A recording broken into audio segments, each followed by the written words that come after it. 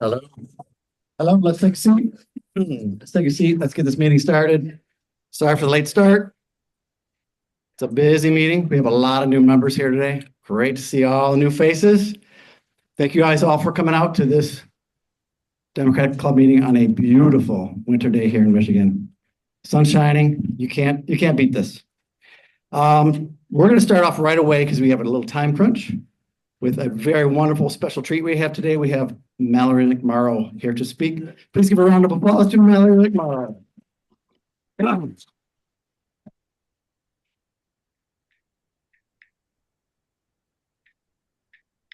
Good morning, Democrats.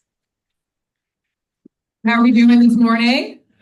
Good. I am State Senator Mallory McMorrow, in case you didn't know that from the red hair. And I come bearing good news. So how many of you are aware of the 9 bills that Matt Hall decided not to send over? Some hands. Okay, I'll give you a little bit of a quick background explainer. Democrats controlled the state house for the previous 2 years. That was incredible. We had a Democratic trifecta. Unfortunately, it fell apart at the end.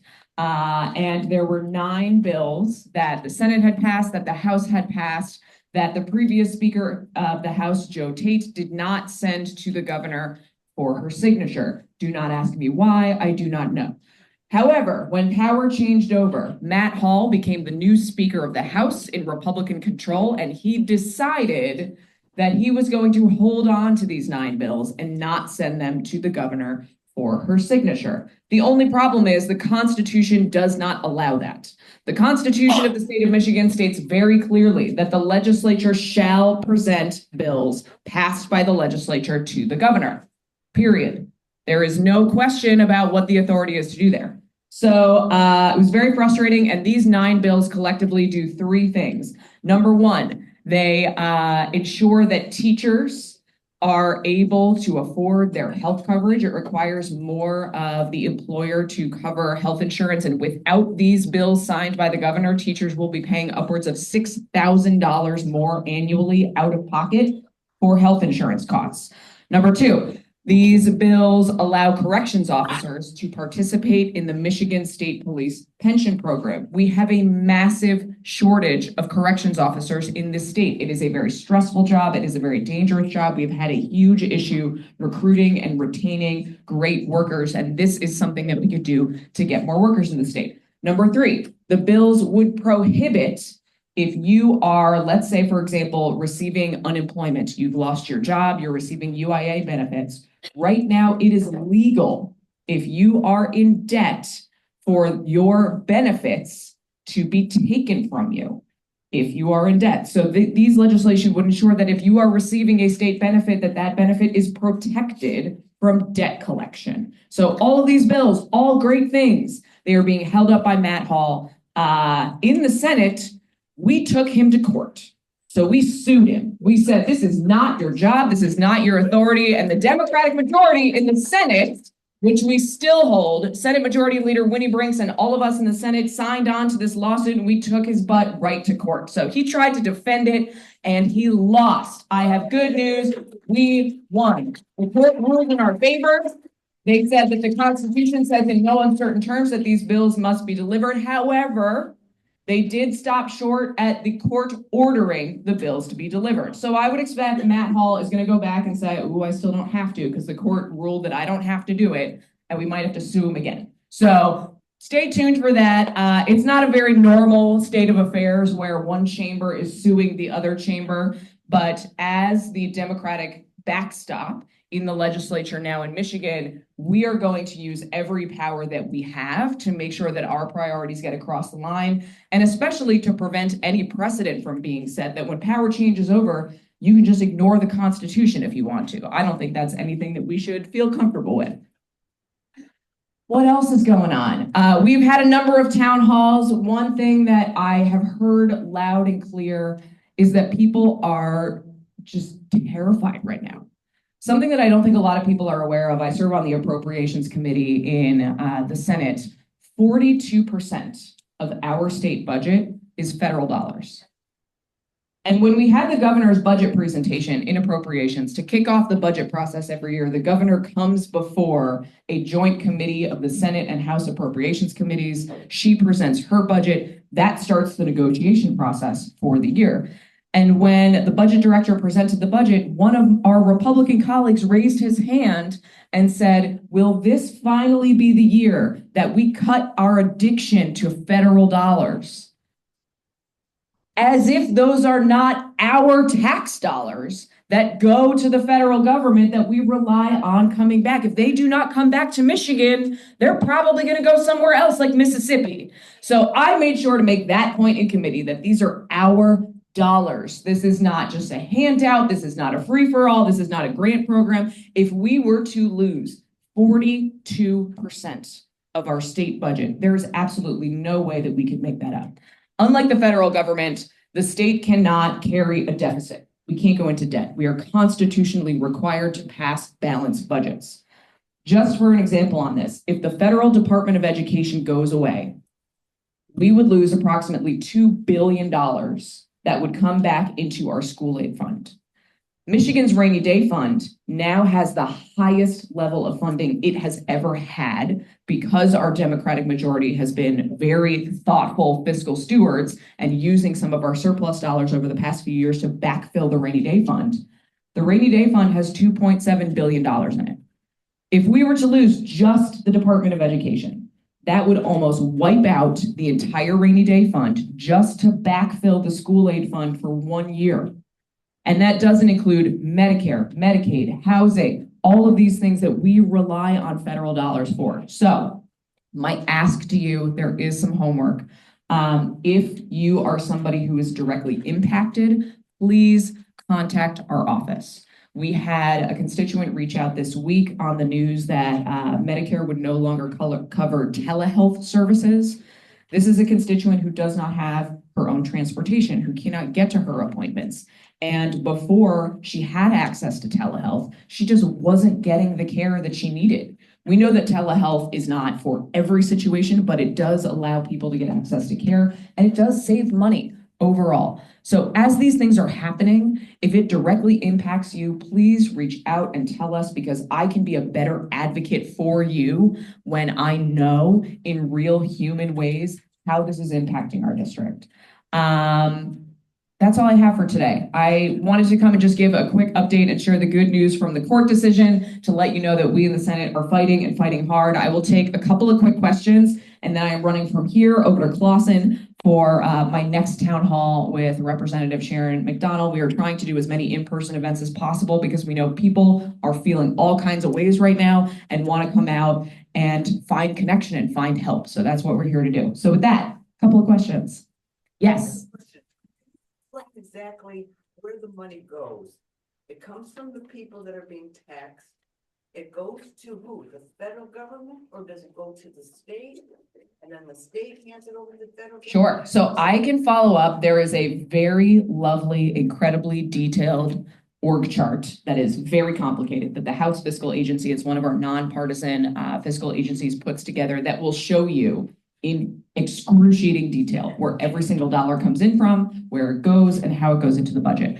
On the simplest level, we all pay both state taxes and federal taxes. So our federal taxes, when we pay them, they go to Washington, and then Washington goes through their appropriation process to return dollars. Some goes to foreign affairs, some goes to military, some comes back to the states. 42% of our state budget is our federal tax dollars that after we pay for federal highways and roads, that comes back into our state to pay for state budget.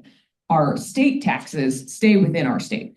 We also have things like marijuana taxes, tobacco taxes. There's the Volkswagen settlement funding dollars that we are still, believe it or not, receiving. There's a lot more that goes into it, corporate income taxes, and I will follow up and make sure everybody has access to like this very beautiful poster. Because one of the biggest questions that I always get is, what about the lottery? The lottery is supposed to pay for schools. Why do we have to pay taxes for schools if the lottery is supposed to pay for schools? And when you look at this chart, you see that, yeah, the lottery funds, outside of a very, very small, minuscule administrative costs to run the lottery department, 100% of the lottery funding goes into the school aid fund. But when you see how much that makes up, it's only about 10% of the entire school aid fund. So it helps answer questions. I'm a visual person, so we'll send that around. So you will now know, and you can tell your friends where every single dollar comes from and where every single dollar goes. You'll be very popular at parties. All right, one more question. Yes. Yesterday, that program Pathways to Potential is being eliminated or proposed to be eliminated in the state budget. And they essentially unofficially have told us that we are being forced to do like hybrid protective services, which is not anything what we do now. Is there any recourse to this? Absolutely. So where we are at in the budget process, if that is what you were told in the department, that is likely because that was what was in the governor's budget recommendation. The way the budget process works every year is the governor comes in, she gives her proposed budget, and then the House and the Senate get started on their work. So we have two appropriations committees, and then we have sub-appropriation committees. So within both the State House and the State Senate, there is a DHHS subcommittee that meets, they start to come up with their budget, then all of the subcommittees propose their budget, it rolls up into the Senate and the House budget, then we come together, we negotiate. That process takes all the way through the end of June. So we have just started the budget negotiation process.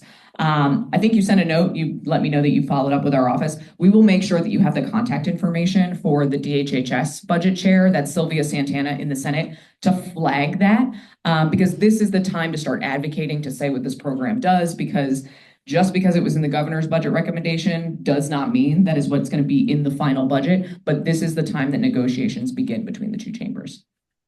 Yeah. All right. Thanks, everybody. I know you got a tight meeting. Enjoy it. Stay in touch. Send us your stories. And my last plug is follow me on social media. I started doing basically a Q&A on my Instagram by accident around the election because I was so depressed the day after that I needed something to do to peel myself off the couch. And it's been incredible. Every time I post a question box, which is about once a week, I get hundreds of questions from people all over our area, all over Michigan, all over the country, and it's been really wonderful. So there are now about 200 videos answering short questions. Please participate, share with them. It's become a great way to engage. Thanks, everybody. Yeah.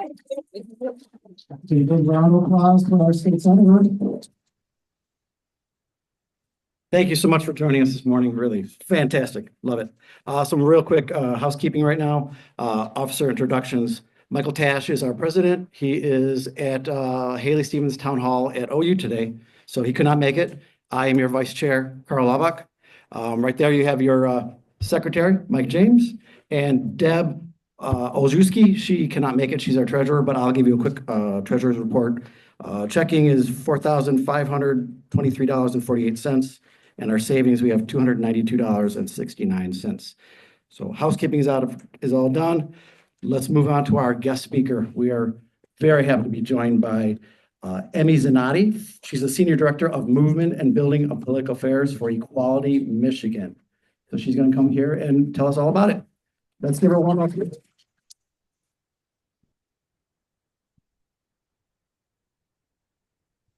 Morning, y'all. How's everybody doing?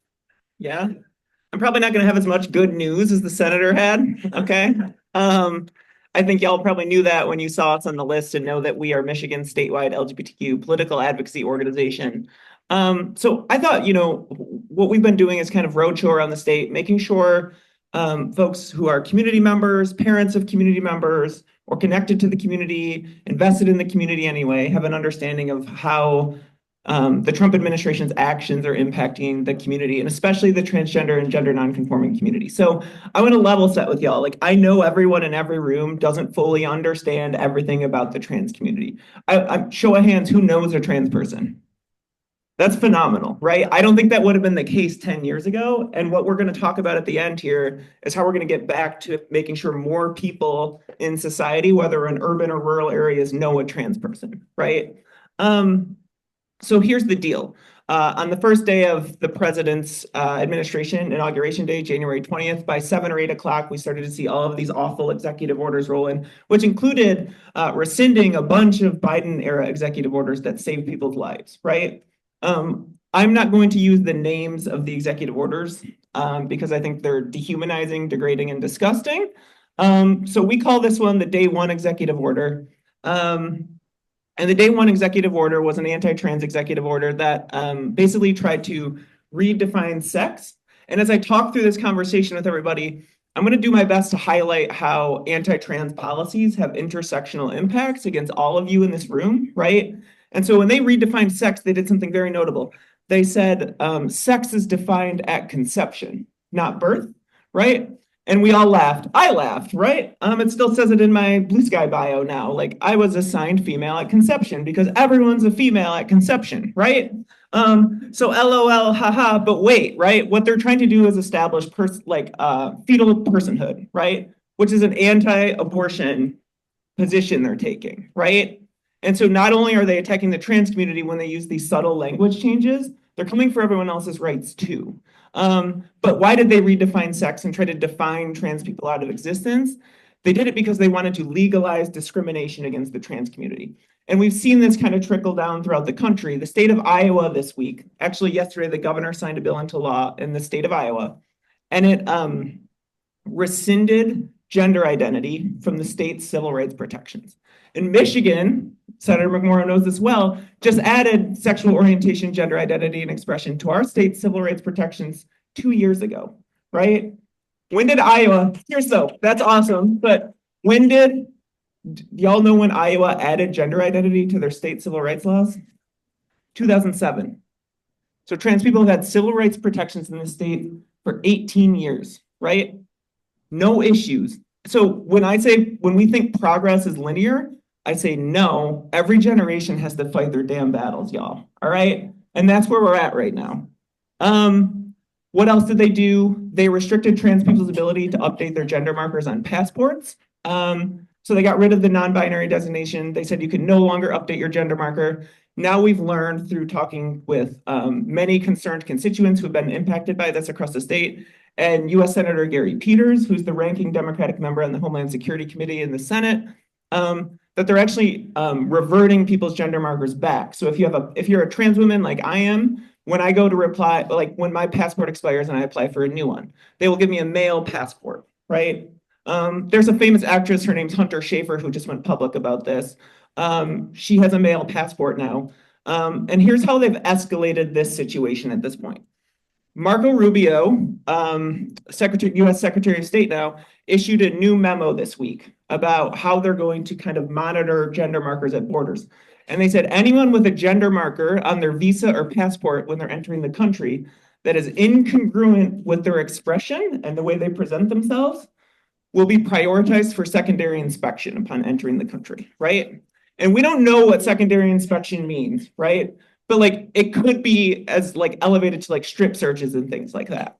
And so when you start restricting like a marginalized like minority population's movement like into and out of your own country, what we're experiencing with trans folks right now is that our borders, which all of the discourse and discussion in our society is about how can our borders keep us safe, right? And what we're finding with trans folks is people reaching out saying, I'm freaking out, I need a passport. And we're like, well, have you ever left the country in your life? Like 42 years old, 45 years old. No, have never left the country. Why do you want a passport?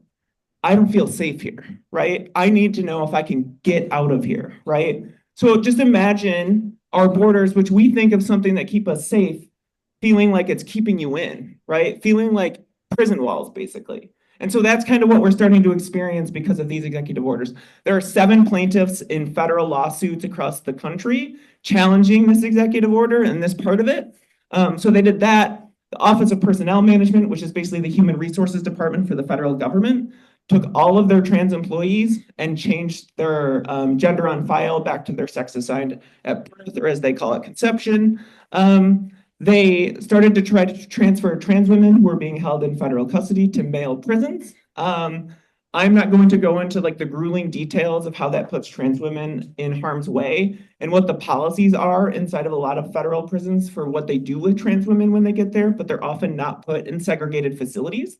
They put them in facilities with cisgender men, and the sexual abuse they suffer when they're in those conditions is like, you will not sleep well if you read about those practices.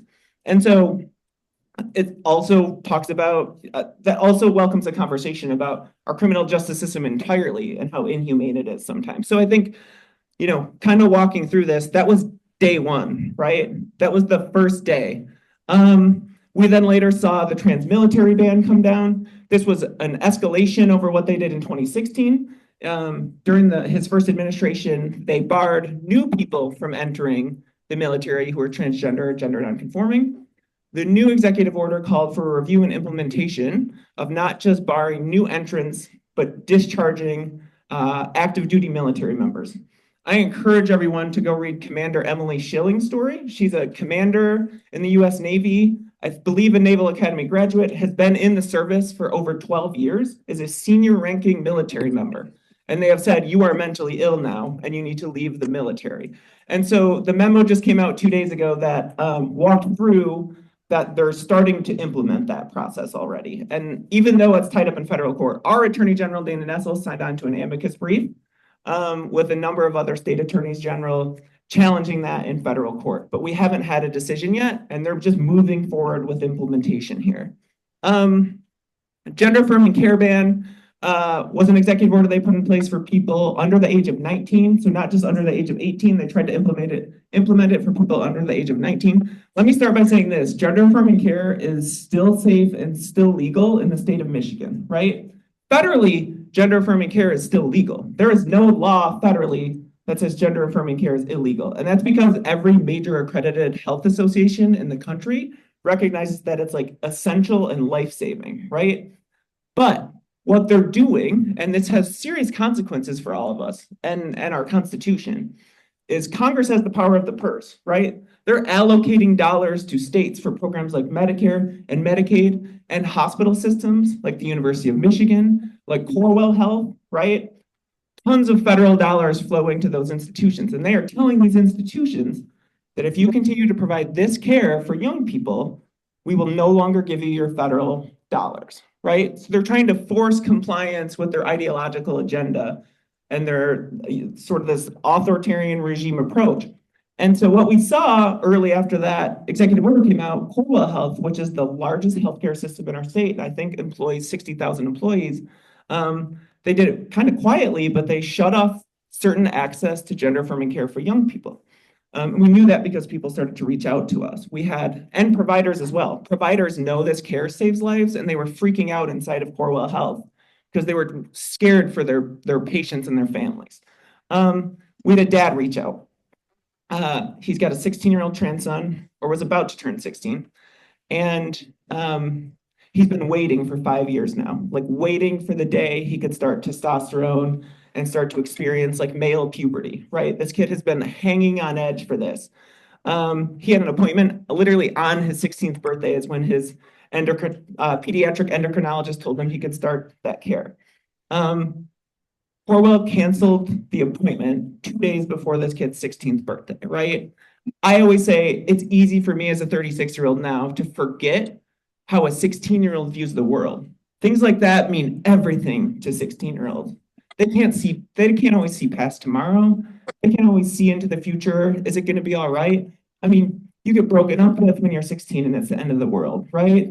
Someone beats you to asking the other person to the dance, that's the end of the world for you when you're 16. So I think losing access to these things that mean so much to you. We went hard at Corewell Health. We were very upset about the premature compliance. We don't think institutions should be anticipatorily complying with fascism.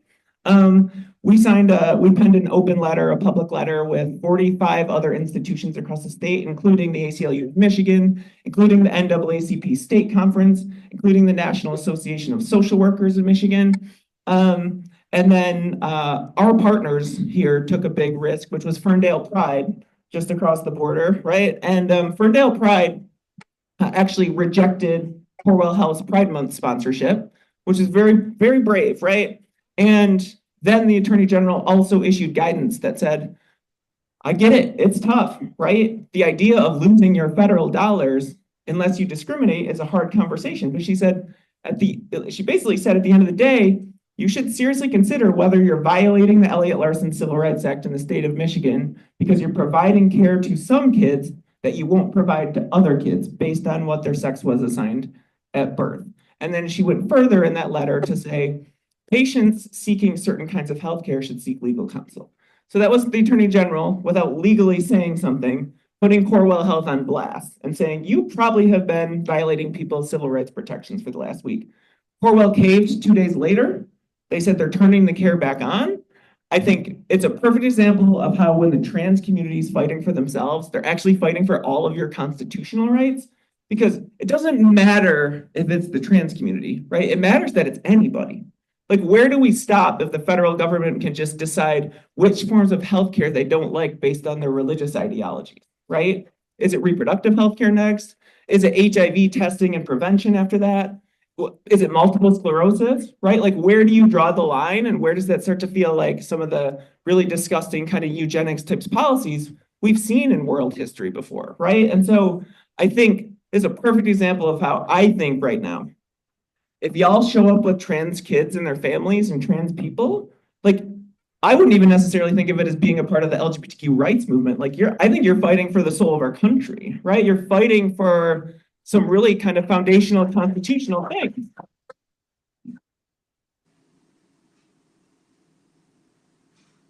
So I want to end that one with just, look, there were 2 large lawsuits filed in the Federal Court of Maryland, Federal District Court of Washington.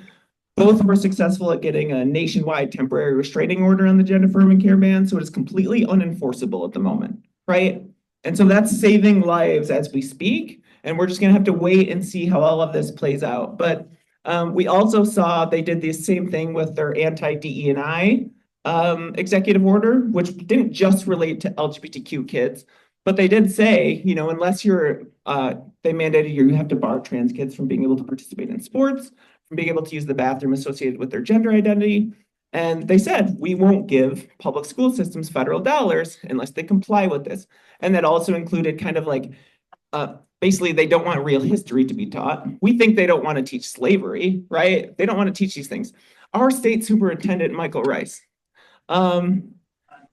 he has stood up in a way that I don't think many state leaders in the state have stood up. He sent a memo to every superintendent of every public school system in the state of Michigan. I think there's over 1,000 public school systems in our state.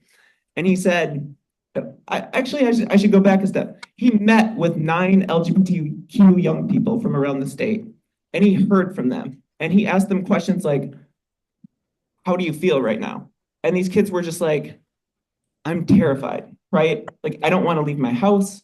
I don't want to go to school, right? And his job is to make sure kids can get an education. So he's going to do everything in his power to make sure schools in Michigan are safe and inclusive, and not just for LGBTQ kids, for Black and brown kids, for your kids, for everyone's kids. And so that memo was him saying, we're going to do everything in our power to stand by these kids and make sure that the full weight of the US federal government cannot be slammed down on them and their families, right? And so we need more people taking that bold, decisive action right now. So that's, I mean, those are most of the executive orders. There was also the sports ban. The Michigan High School Athletic Association has said they're not complying yet with Donald Trump's anti-sports executive order. And basically they said, we have to wait and see if we'll be violating our own state civil rights laws. And I know this is probably the squishy one for a lot of people, right? Here's the reality. The Michigan High School Athletic Association, which governs grades 7 through 12 school sports, they already have a policy in place for admitting trans girls to play women's sports. And it's a waiver policy. They review it on a case-by-case basis, right? And then they make a decision that is in the best interest of all kids and the trans kid. There are 110,000 to 115,000 student athletes in the MHSAA right now in Michigan. Does anyone know how many trans girls have a waiver to participate in athletics? 2. The answer is 2, right? 2. And so when they talk about blanket bans, they're not honoring any nuance in this conversation. They're not saying, well, where's the medical professionals? Where are the independent bodies whose job it is to keep sports fair, to keep participation accessible, right? Blanket bans say, no, no, no, no, no, no, no. Our God knows better, right? I know better. Our false prophet knows better, right? And that's not the truth.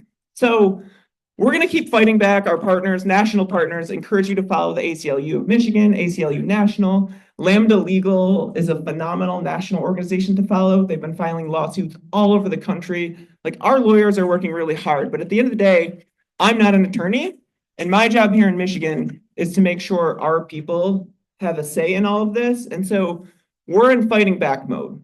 And it's not going to look like it's looked for the last 4 years, 6 years, 8 years.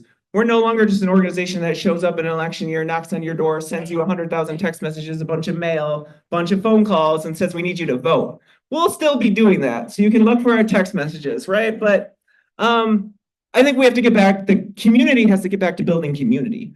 And that's something that I think is an America problem anyways, not just an LGBTQ community problem. Like, seeing so many people in this room is inspiring, but civic engagement in our country has decreased significantly.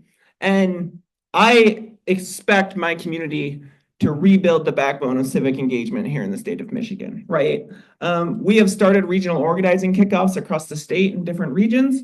We just had our Southeast Michigan kickoff call 2 nights ago. We had 195 people join that call. They were already on the first call breaking out into breakout groups, and they were focused on things like community outreach. How is the queer community going to be embedded in other communities? How are they going to work with unions who are on strike, right? How are they going to work with Latino people in Southwest Detroit who are trying to replace things from a flood, right? Like, the queer community will be unerasable, completely visible, and embedded in every aspect of our civic society. And that's what we're working on here in Michigan. So when they come back in 2026 and 2028 and try to run 20, 30 billion more dollars of anti-trans ads on our televisions, people will say, that's bullshit, because I go to church with that person, because that person's in the Royal Oak Dem Club with me, right? It will be undeniable that trans people are not a threat to our society and that they are our neighbors. And we have to build towards that, because we don't have the money to run ads on ESPN and ABC and all of these things, right? But we have real people, right? And it's sort of just that belief. And so we're working on that across the entire state. We're also working on things like creating mutual aid networks across the state where the community can support each other. I mean, I saw a lot of hands go up. If y'all could take one thing away from today's meeting, like, go to our Mobilize page and get signed up for events as they pop up. Our statewide LGBTQ Advocacy Day is in Lansing at the state capitol on May 14th. We already have 280 people signed up for that. And my goal is 500, right? My goal is to have the Prism Gay Men's Choir, like, in the dome, right? Making sure we are, like, seen. Well, they hate drag queens. We'll have so many drag queens, y'all. So many drag queens. And I'm afraid of them sometimes. Yeah, seriously. They're the fiercest ones, right? So we're going to be loud. We're going to be proud of who we are, but also we're going to build connections with our neighbors. And so my other offer today is, if you're someone who's not sure, you're like, I'm just not there on the trans thing, like, I got to figure it out. Let's have that conversation, right? Reach out to us. If you think your company could benefit from that conversation, we have an employee who's based in Saginaw, but goes all over the state educating businesses, educating our neighbors on what it means to be LGBTQ and what it means to be trans, right? We're going to be adversarial with Republican politicians who come for our civil rights and for our bodily autonomy. But we are not going to be adversarial with voters, right? We're going to meet them where they're at, and we're going to bring them along in this journey and kind of rebuild our faith in our neighborhoods and our societies here. And that's what we're working on. I think the last thing is, I saw a lot of hands go up, said you knew a trans person. If y'all could do one nice thing for me today, reach out to that trans person and let them know you're thinking about them, right? Offer to take them to coffee, offer to buy them dinner. Like, y'all heard what I said about the passport thing and the kid who lost access to care. Like, I have been working 110 hours a week, talking to moms at 10 p.m. at night who are panicking about things, right? Trying to talk kids down from really, like, aggravated feelings they're having. Like, the community's hurt right now, right? Like, I don't know if they can show up for themselves, and they need y'all to show up for them right now, because we're just like, it's triage, right? Like, we are just trying to keep kids alive. That's what I'm saying right now. And so you texting someone and just saying you're thinking about them can make that difference. And I need y'all to do that. So that's it. I think I brought some cards, but if not, I'm happy to give everyone in this room my cell phone number if you come talk to me. And I appreciate y'all taking the time and staying in this fight and staying with us, because all these faces are just like, you are filling up my cup for the next week so I can go give that back to my community. So thank you all.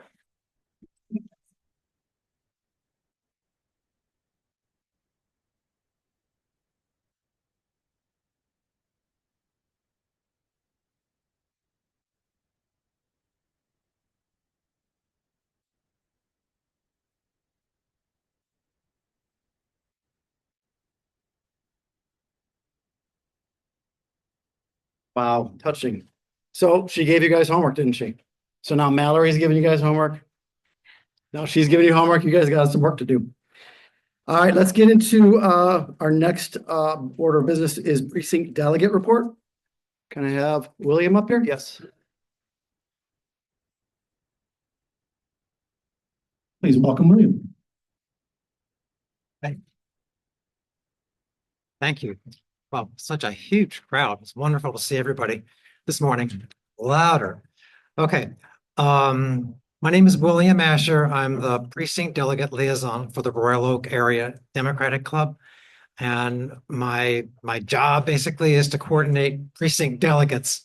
Closer. Okay, there you go. I've learned how to use this thing. All right. My job is to coordinate precinct delegates and help them do better at what they need to do. A precinct delegate is the lowest level of elected official in the state of Michigan. There is at least one. Hopefully, there's at least one. We strive for at least one in each precinct, and there can be many.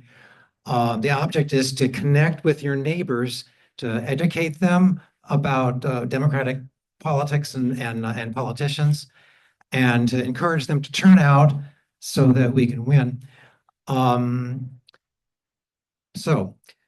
Precinct delegates get elected on the primary in August in even numbered years. So that's next year, August 2026. They get elected, and then our most active season is between August and the November election. But we are supposed to be active all year long and make connections with our neighbors. And what we're doing in just a week, I guess it's March 10, is we're having a brainstorming meeting to figure out what we should be doing now. And hopefully we'll get a lot of people there. If you're already a precinct delegate, you've already received notification about this meeting, and I'm asking for RSVPs so that I'll know how many people are coming. If you're not a precinct delegate, you are very welcome to come, and you can become a precinct volunteer, which is a PV as opposed to a PD. And then you can actually do anything a precinct delegate does, which is, like I said, just communicating with your neighbors. We can provide you with lists, by the way, of who your neighbors are. Maybe the ones who are more strongly Democrat, or maybe the ones who are on the fence, depending upon who you want to communicate with. But as a precinct volunteer, you can do anything a precinct delegate does, except for one or two things. I'll say that in a second. But and then in August of next year, you can get on the ballot and actually be voted in as a precinct delegate. And I encourage everybody in the room to do that. There's a trivial benefit to being a precinct delegate. We had the Michigan Democratic Party convention last Saturday, and precinct delegates did not have to be members of the MDP until the day of the convention. And they also had a short line to get registered for the convention. So that was a great benefit. Other than that, precinct delegate is voluntary and there's no pay. The main thing is satisfaction at getting results. Here in Royal Oak, we got results. There was a great majority of votes for Democrats and a good turnout, very similar to the turnout in previous years. So if the whole state had turned out like Michigan, like Royal Oak, would have been in great shape right now. But, and I'd like to think that precinct delegates had an impact on our results here in Royal Oak. Am I missing anything? Oh, my chief of staff says no. The meeting that we're gonna have is March 10 at 6:30. It's here in the senior center, over in some other room. And I'll be asking Michael Tash to publicize that in our newsletter so that you'll get information about it. And please come and we'll see you then.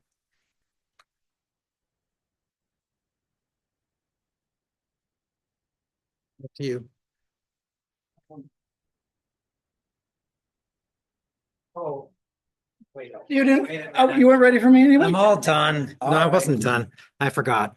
At the MDP meeting on Saturday, I ran into State Senator Mallory McMorrow, whom you just heard a few moments ago, and I asked her if she would come to our meeting of the precinct delegates to give us a pep talk, basically. And she got so excited about it and waxed eloquent about how important precinct delegates are and all the things we should be doing right now. And so she'll give us some pep talking. And then afterwards, we'll break out and do brainstorming. That was an important part of the message. So she'll be there. Sorry? How do they contact me? Yeah, you need to do an RSVP. Send me an email. What we'll do is You can email the club too. yeah. Oh, yeah, you can, what's the club address? Royal Democrat. Well, go on our website. It's ROADC. ROADC.com, ROADC.com. There's a contact link there, and you just send a message there, and then they'll get it to me. Joanne.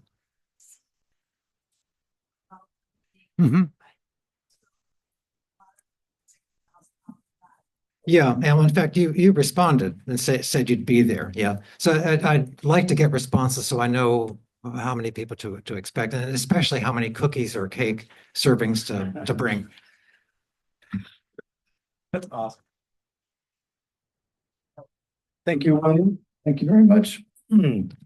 See, Mallory's coming to our meeting. Makes you want to be a PD. If you want to be a PD, contact William. All right, now we move on to candidate reports. Any candidates for office is your opportunity to speak, but we're going to start with a person who's about all about Royal Oak. His name is Paul Bastian. He's about to come and speak to you.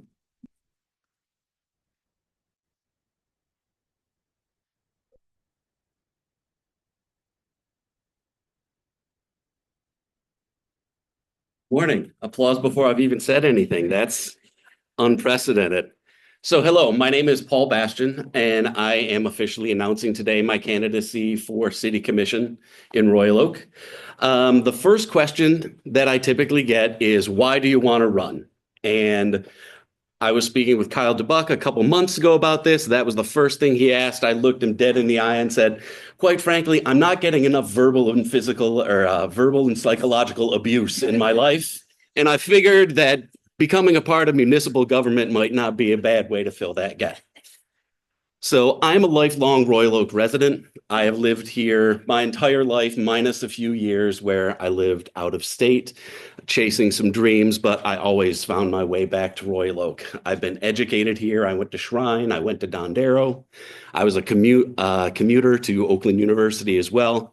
These days, I am a realtor by trade. I am also on the city's Historic District Commission, the Vincetta Bridges Task Force, and the Zoning Board of Appeals.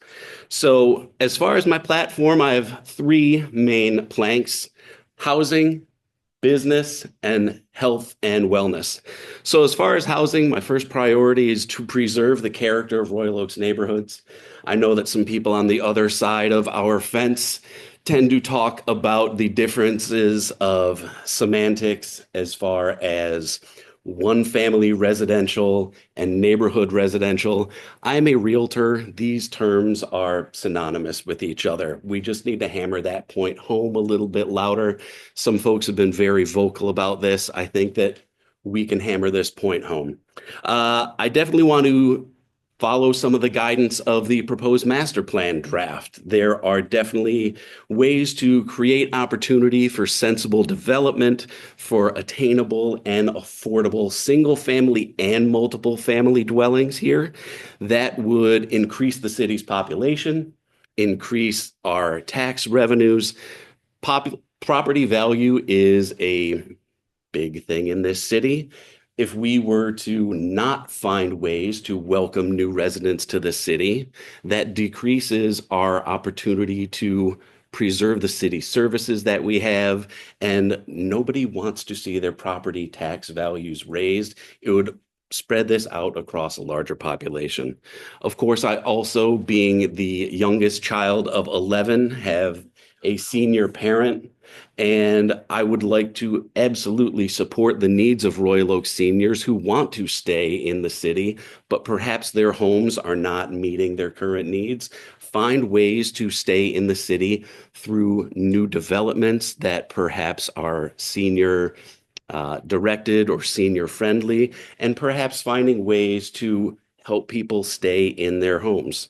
As far as business, I'd like to research and cultivate practical programs to help revitalize some of the for lease store frontage in downtown. I get a little bit bummed out when I see for lease signs on Main Street in Washington. I'm speaking with a number of my fellow realtors and property managers as far as finding creative ways to incentivize downtown property owners to promote occupancy and reduce the vacancies that we see in downtown. I also, by way of the master plan and conversations with other city leaders, see opportunities to identify new corridors of commerce, to find new places in the city that businesses could locate, perhaps if they don't have the capital to start in downtown, to attract business to Royal Oak. I am a staunch advocate of independent business. My first job in Royal Oak was at the Main Art Theater. I was a store manager at Repeat the Beat. I used to drink coffee with friends at Brazil and shop at Incognito and Off the Record. Independent business used to be a major cornerstone of Royal Oak's economic plan. I would like to help continue or revitalize that. Finally, health and wellness. Our parks are amazing. We have over 50 parks in Royal Oak. Recently, some new exercise equipment has been put into some of these parks. I think that's fantastic. I also think that subsequent to COVID, mental health became more of a conversation. This is a very, very personal thing for me. There are some folks in my family that have some mental health struggles and challenges, and I see how that not only affects the individual, but also the people that they care about. I think that there are opportunities and ways that we could find to promote mental health in the community. While the city government does not, and I don't think should, provide direct mental health services, there's certainly ways to promote awareness and promote community involvement in such programs. So ultimately, I would like to get your endorsement at some point in time. I'm set up at the back. I am collecting signatures as well as a couple of our other candidates for office. I would be honored if you would sign the petition. I am also sponsoring a canvassing party next Saturday at 11 a.m. If you'd like more information, you can see me. And if you'd like more information about my candidacy in general, I do already have a website set up. It's very simple, www.paulbastian.com. My last name is spelled Bastian for anybody that's interested. I thank you for having me as a part of this group. I thank you for giving me the opportunity to speak. And I absolutely look forward, hopefully, to the opportunity to earn your vote and serve you as a city commissioner. Thanks for your time.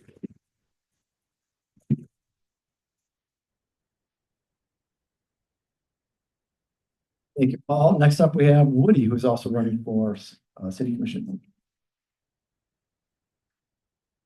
Welcome, Woody. Thank you. Good morning, everybody. Last month I had announced my candidacy, but didn't really give you much background about myself. So figured I would take this opportunity to share a little bit more about myself, some of the work that I've done for the community. I'm going on 18 years as a resident of the city of Royal Oak. Both of my children were born and raised here. My daughter is about to graduate from Royal Oak High School, so it's a little bit mind-blowing. I have served, my background is actually in sustainable design and construction. I've been a member of the Planning Commission for about 5 years now. I believe vice chair for a few years of that as well. So Paul had mentioned the master plan. I've been an integral part of that master plan process. I believe it's a good plan. One thing I always like to talk about is how it's an aspirational document. It's a land use and land planning document. So it really shows what we would like this city to look like in 30 years. So really, what do we want it to be for my children and hopefully their children, the next generations, and really providing that guidance in terms of land use now. So I believe that is a really good document. As Paul mentioned, one point I always like to make is there is specific language in there around preserving the characters of our single family neighborhoods.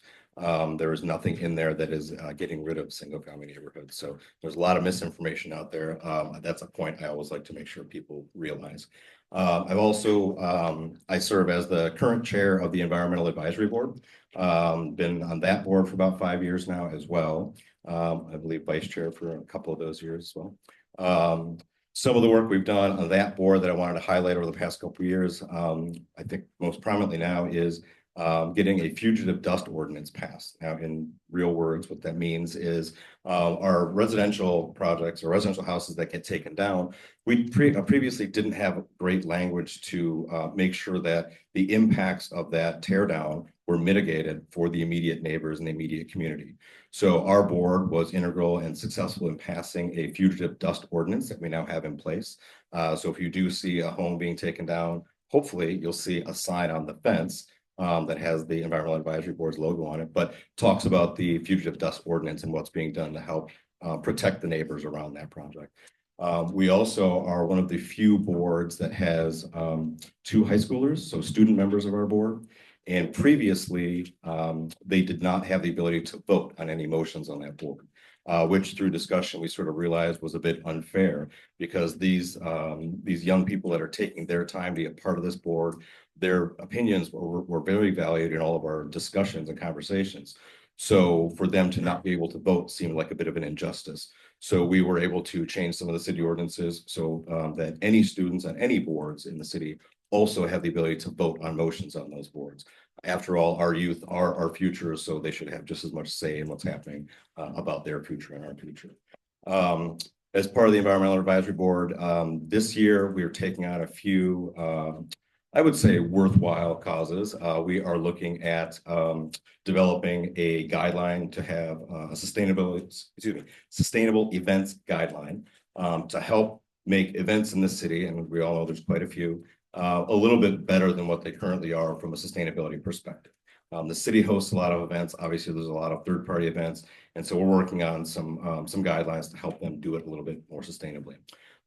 Some of you may be aware of the fact that we have community benefits guidelines that are used for development projects in this city. It's our view that these guidelines could be stronger and actually drive better outcomes for the city by utilizing it. And so we're looking to engage other boards and commissions like the Human Rights Commission and the Commission for the Arts to help engage on this, to help make that a stronger guideline for, again, better development, better outcomes for the city. And then lastly, we are working on a deconstruction policy as well, which refers to essentially a different form of demolition. I mentioned the fugitive dust policy earlier. This deconstruction policy would essentially mitigate as much of the material as possible from having to go to a landfill and actually preserve that material for additional and future use. So done quite a bit of work with the city, and I believe that's helped me understand what a lot of the city's challenges, but also opportunities are. I've been able to build an incredible family in this city. We love this city. And I think, my knowledge of sort of how the city operates and what its needs are is why I felt the need to step up and actually run for city commission as well. We, I think, are collectively a little bit shook by the results of last November's election. But those national elections, we experience them every day when we walk outside of our front door here locally. And so that was one of the things that drove me to want to step up and run for city commission, to be able to protect and preserve our way of life here. In the past few decades that I've lived here, we've been on the right path. We've been a progressive city that's grown, in my belief, the right ways. And I want to make sure that I believe I have an experienced voice, that I can bring that voice to the table to protect the city that we have and make sure that we continue on a positive forward growth path for the foreseeable future. So thank you.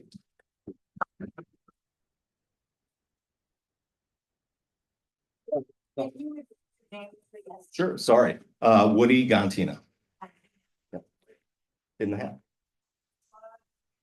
Probably on this committee, but at the Railroad Commerce Market, there is a program sponsored by the city to get all of the scraps. And people drop off their stuff in a bag that's compostable. And I don't know, I just think it's amazing that you're doing that. Are you involved with that? Well, we are. So that was a program that sort of came out of the Environmental Advisory Board and our group's efforts.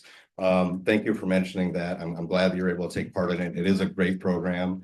There are some minor changes occurring to it, but really not going to affect anything very much. The goal is to really understand how we can make that program more impactful and more readily available to more residents. So I'm glad you're taking part in it.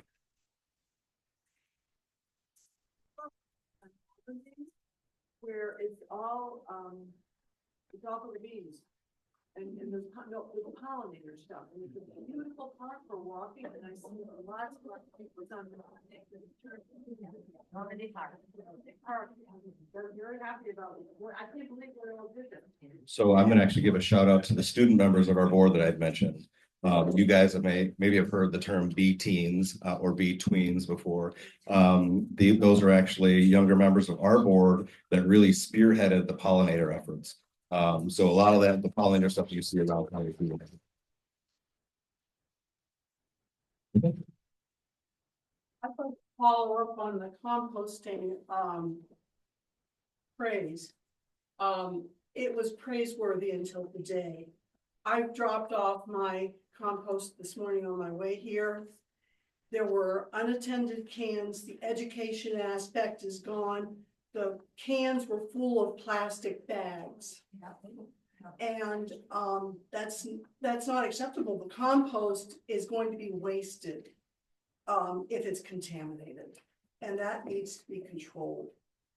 Yeah, let's move that to actual, yeah, okay, we'll have minutes with that. Sure. Well, I appreciate the comments. Certainly, things could always be better. Contamination is always a concern, but I will also remind everybody that we all enjoy the recycling efforts that we have here in this city.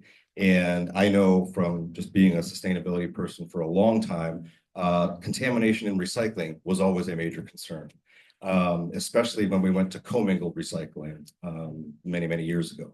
The reality is it's a problem that can be dealt with relatively easily. Our recycling program works well, and it has the same contamination concerns that any composting program would have. So with that, the last thing I will say is I'm still in the petition signatures phase. So if you would all be so kind and helping me to first get on the ballot, because that's the first step that I need to actually to run for a seat, I would appreciate it. And I'm at the table at the back there. So, thank you. Thanks, Dave. All right, any more candidates for office? Candidates for office? No more candidates for office. The openings are there. At least one. At least one, at least. I know that. Positions are there. So, Commissioner Vogel will be running again. Ooh, not that guy. Mike Bernier will be running for mayor again. And then Shar has, So there's two openings yeah, that runs or someone else. yes, yeah. Okay, 3 seats are. Well. 3 seats are up. Plus Yeah. the mayor. So Plus the mayor. Okay, thank you. So it's Macy, Douglas, Colo, seats are up from. Yeah. Douglas has said she's not. So, yeah. okay, we're gonna move on to elected official reports. And we are going to start with Michael Schmidt, who is a representative for Senator Gary Peters. Come on up, Michael.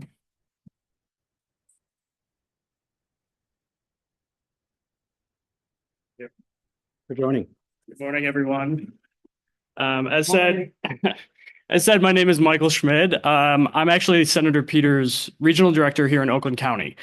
So I'm sort of the office's eyes and ears in the county. I actually worked with Michael Tash for a long time, actually back with Senator Levin, so a million years ago. And I reached out to him. I think the last month or so has been a pretty alarming period for a lot of us here. And so I've been to a number of these since the inauguration, mostly just to offer a conduit to our office for folks. I think everyone is pretty scared and upset.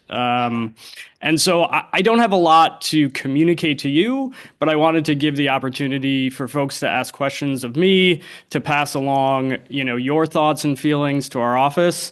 Now that I've done, a few of these, I will say at the top, before we get into this at all, my goal here today isn't to dissuade you of how you're feeling or convince you of anything. It's mostly just to hear from you and make sure that our office is hearing everyone's perspective. So I'm happy to take a handful of questions, and then I'm also going to leave some business cards in the back. So please take those.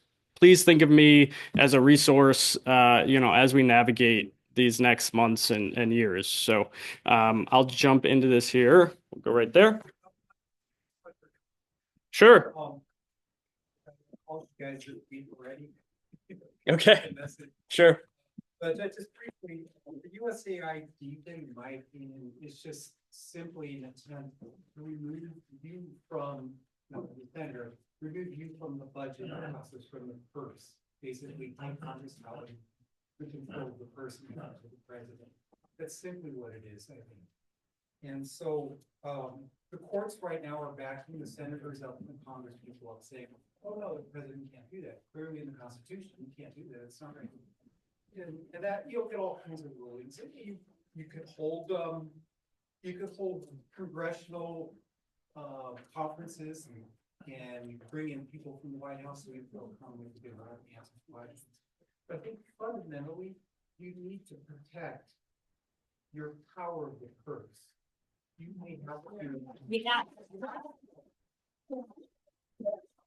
honestly, you're going to have to impeach and remove.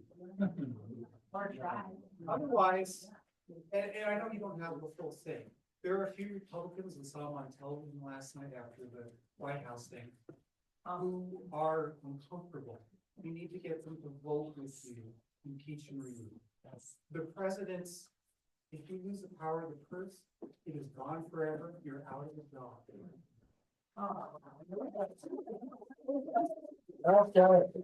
Thank you. Yeah, I couldn't agree more, and I think the senator couldn't agree more. I think this has been one of the most alarming aspects of the last month or so. Is there attempts to sort of circumvent Congress and lawfully appropriated funds. This is going to be an ongoing battle over the next 4 years, likely. This is going to be sort of ground zero for our ability to push back, the court's abilities to push back. And so, yeah, I appreciate you bringing it up. I know it's caused quite a bit of concern for folks all over the state. There are organizations still today whose funding, we believe is still not coming through the way that it should. Even the delays, which is a part of this too, right? That I think they are hoping that the courts will acquiesce here and allow them to sort of, impound these funds. But it's also just about causing chaos and undermining, all of these organizations, even if they think that they may not in the end be able to withdraw their funding completely. The delays and the uncertainty have an impact on their own, right? And so we're seeing that right now, and it's something that we're trying to follow as best we can. So I would say to all of you, a big part of my job and why I think it's important is we are a little more embedded in the community. And so at this moment in particular, we need to hear these stories. So if you know folks who work for organizations, if you know federal employees that are being impacted, please reach out to our office so we can kind of track what's happening in real time. So we have real tangible stories to tell about the impacts of this. Speak to what you just said. and concern of the question. Sure. I'm a psychologist, education researcher, and a conservation educator. My concern and my concern is that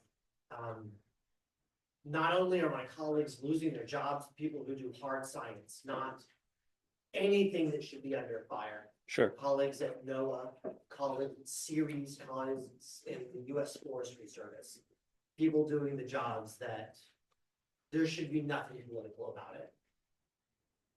What is the weather gonna look like next week? Right. Like, my concern is around that, A, because I've lost my job in this capacity. And second, because the science is being disappeared. And to my knowledge, and I mean that both from what's been announced publicly and in the private conversation with colleagues that I would want to name, there is no organized effort to save this science. Websites, data sets are being, individuals are scrambling to save these in private servers or working with AI organizations to try to save these, but there's no talk about how are we going to ensure that the last 50 years of climate data isn't just deleted because there's an active pursuit to do that. Sure. So that's my kind of bouncing off of what you said, and also a real major concern. Yeah, no, I think that is a really frightening possibility. And I think it already is happening. You know, I think that we probably have already lost some data out there. And you know, speaking to the sort of attack on hard science that we're seeing, you know, I have colleagues up in northern Michigan where a lot of the sort of federal employees work in the state of Michigan for the Forest Service, for the National Park Service. We've had really alarming reports, particularly this week, of people being laid off, let go, terminated for cause when, you know, there's absolutely no reason actually to terminate them for cause. So this again is something that our office is, you know, looking at as much as we can, trying to amplify these stories as much as we can. But again, this is incumbent on everyone, right, to try to get us this information so that we can follow it. So again, I'll ask all of you to kind of do your part as much as you can to keep us apprised of what's going on out there. Regarding the data issue, I think the truth of it is that we will have to rely on non-governmental organizations, universities, nonprofits to step into the void right now, right? Because we in Congress, because we have the Democrats at the moment, you know, are out of power in all three branches essentially. And so, you know, for our office, it's hard. It would be hard for us, right, to do that work at this moment because it would require appropriating funds essentially. And so what I will say, something that I do know that I've heard and I was heartened by, I'm a U of M grad, and I actually, when I was there, I had a little job at the Institute for Social Research, which is an institute within the University of Michigan that has done social science research from really the beginning of social science research. They've been a pioneer in the field for over 100 years. They have in recent weeks, you know, sort of put themselves out there as a resource in this exact issue. They are going to try as best they can to catalog and compile as much federal data as possible, particularly in the social sciences. So while it's not as comforting as we'd like, the truth is we are going to have to rely on non-governmental sources to save a lot of this, because the government is actively trying to undermine it, right? And so it's not terribly comforting, but I do believe that, you know, there are organizations in this country that can step into this void, and I think we're starting to see that right now, and so that is heartening. One more question. Yeah, sure. How about you? The Biden and the Obama administrations, we continue to hear Trump's loud voice. And I'm very alarmed that we do not have any loud, leading, prominent Democratic.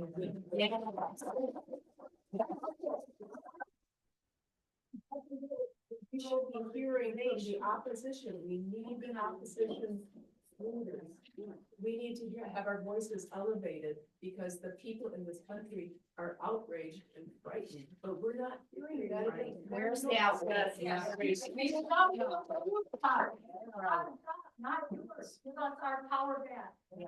Yes. Loud and energetic. Yeah, so I am glad that this got brought up. So this has been, you know, in the conversations that I've had post inauguration, this is definitely the sentiment that I've heard the loudest and most often. Take that back, tell them. Trust me, I have definitely, this has been communicated, and I think, you know, this is, you know, when I started this conversation, I sort of, my goal today is to not dissuade you from your opinions here on this issue, right? You know, I work for a principal. I'm not a principal myself, but my job is to communicate what the community is feeling. And so I have every intention and have so far communicated these desires.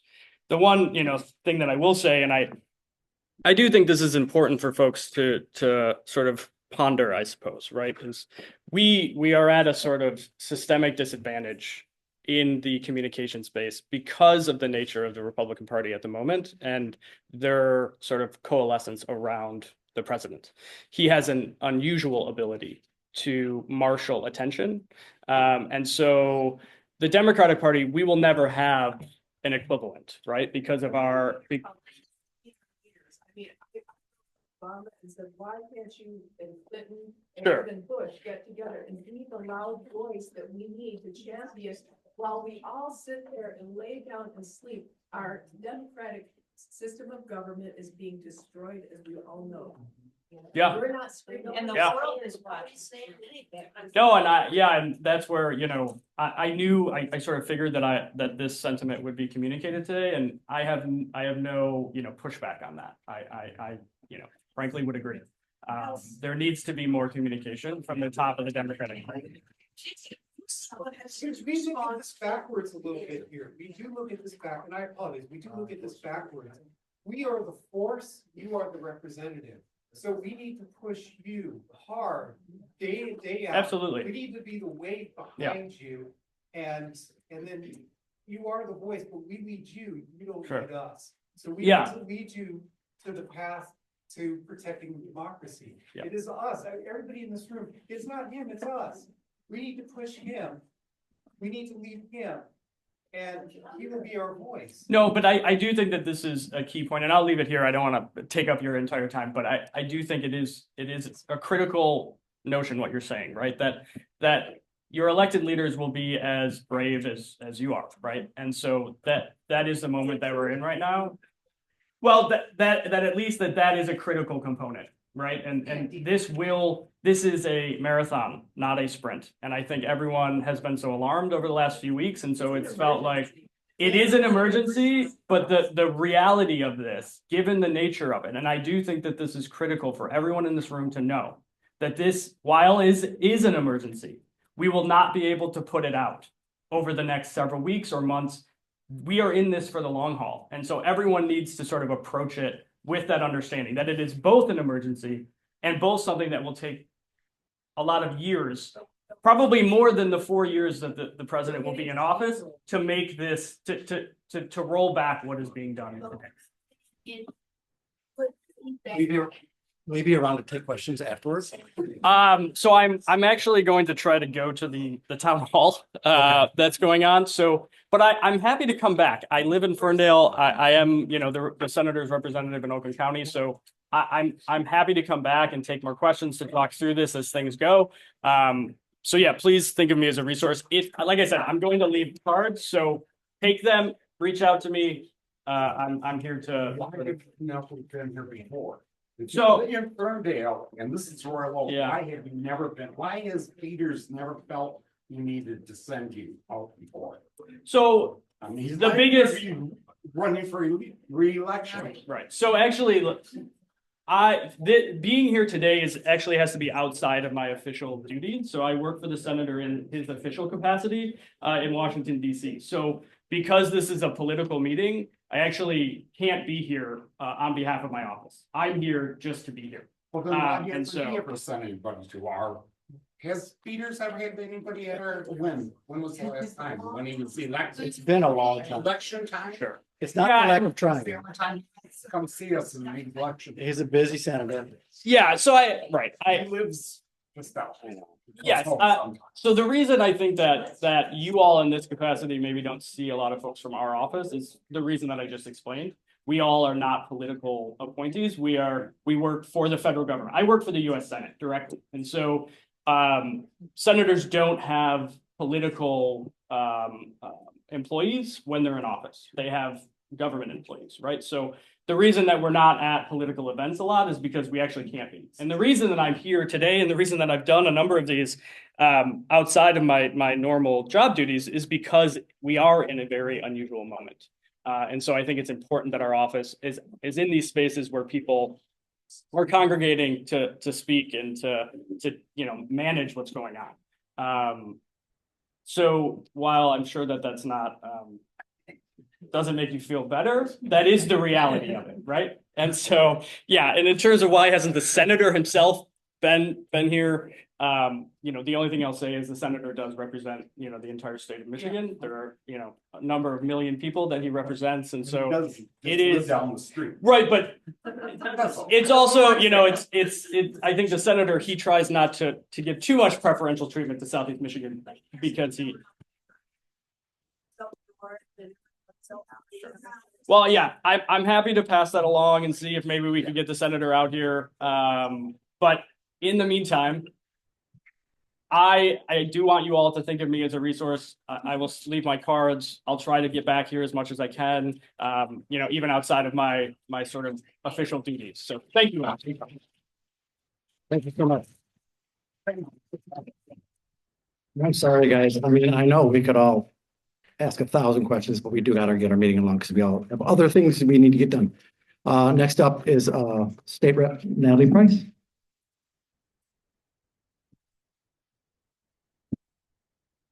Thank you. It's good to be here with you this morning. I'm State Rep Natalie Price. I represent most of Royal Oak in Lansing. Sharon McDonald represents a bit of that northeast corner. I want to start. I don't have anything specific planned for my time here with you today, but I was sitting and I was listening like all of you. And thank you too for passing out these new bookmarks.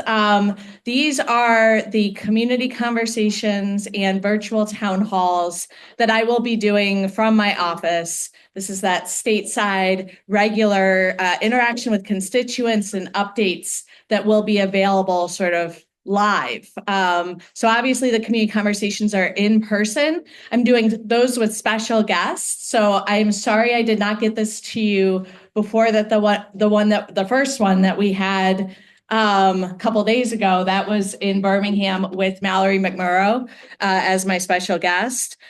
I did do one the month before that in Berkeley with Charlie Cabell as my special guest. And then right after the election, I did one with Jocelyn Benson as my special guest. Haley Stevens will be a guest at one in April. So I'm trying to give these opportunities. My staff is putting in the time to book the space, to get the word out, and to give folks an opportunity like you do here to come and ask the tough questions from me and the way that I'm able to stand up and represent you and get other elected officials to show up and hear out your questions too, so they understand the unique needs of my constituents. Again, if you can't make the in-person on the front of the page, then the virtual town halls, those are every, what does it say, second Friday? Is that right? Okay, I need to memorize these. At 11 a.m., those are Facebook Lives. Please, if you show up and you ask questions, then I don't have to talk to myself for 45 minutes. But it's been a great way. I think last month, without a lot of publicity, we had 6 people, 2 people very engaged asking questions. And it's so helpful when I can hear, what do you care about? What do you want to hear about? So that's full, longer time. I don't have as much time with you today because you have so many other great perspectives to hear. But I wanted to talk about what I was just hearing, this concern. Why aren't our Democratic leaders stepping up and sharing our fear, our anger, our concerns, and the things that we care about at the highest levels? And this is what I want to tell you I am working on, spending a lot of my time right now in Lansing doing is leading an effort in collaborative governance. This is a model for elected officials to include more voices in our agenda setting, in our vision setting, in our proud public statements that we make. So after the election, I was feeling like I assume many of you are feeling scared and defeated and concerned. And it's tempting to point fingers and assign blame. Who didn't speak up enough on the things that they should have spoken up about to reflect what our constituents were feeling? One of the things that I often do when I'm looking to do better is look to see what other states have done in this space. And so I looked at Minnesota as a model, and I have had conversations with Minnesota state reps and senators who went through a similar pattern of what we were experiencing in Michigan. They had a trifecta. They were warned, be cautious, be careful, don't make too many waves. And you won't be able to get the trifecta back if you push too hard and you're too progressive. And they followed that advice as a caucus, and then they lost the trifecta. And they told me, I had a conference with them in DC where they told me they regretted every day that they didn't push for the things that they knew at some level their constituents wanted, like that universal health care, like fully funding education, pushing back against corporations, having more transparency, right? Like they knew that they should have done it. They regretted not doing it because they had the ability and they didn't get it done. And they also felt like if they would have done those things that they had told their constituents they would do, they wouldn't have lost their trifecta. So they had a long time in minority and in split government. They didn't have the trifecta. And they used that time to practice collaborative governance. And if you're interested in this, I highly recommend you Googling and reading about the Minnesota Values Project. This was at all levels of state government Democrats. So the governor, the state senate, the reps, but more importantly, a swell of grassroots support. They worked very closely with a group called Faith in Minnesota, progressive faith-based organizations. They had statewide community conversations and town halls. They gathered people to share what matters to them, and they put forth a very proud progressive vision. And then when they took their trifecta back, which was the same time that we had our trifecta in Michigan for the last 2 years before this election, unlike in our Michigan State House, they had a big whiteboard of all of their policies that they gathered through their exercise in collaborative governance, and they just went through and checked them off and checked them off. And I'm sure you've all heard about some of the great policies that were achieved in Minnesota last 2 years. That's what I am hoping that we can do. Michigan Values Project, and what I can directly control is the Michigan House Dems. So we are working with some national organizations, the States Project and SIX, the State Innovation Exchange. These groups organize and give advice to state legislative bodies to help us create an agenda. So there's sort of two parallel things going on. There's me uplifting what was done in Minnesota and encouraging through some outside stakeholder groups and some party level groups, something like the Minnesota Values Project, which, by the way, took 10 years in Minnesota. Collaborative governance is really important, and it takes a really long time. I hope it will not take us 10 years in Michigan, but it needs to be a very inclusive process. And I'm fully supportive of us doing that in Michigan. And then also the Michigan House Dems. We need to put forth a clear vision of who we are, what we stand for, and what we will do when we take back power. And we just launched this to our caucus. I am the lead on it. You might see me in this, if you follow the Lansing News Gong, or saying that I'm taking the lead within the caucus on this project.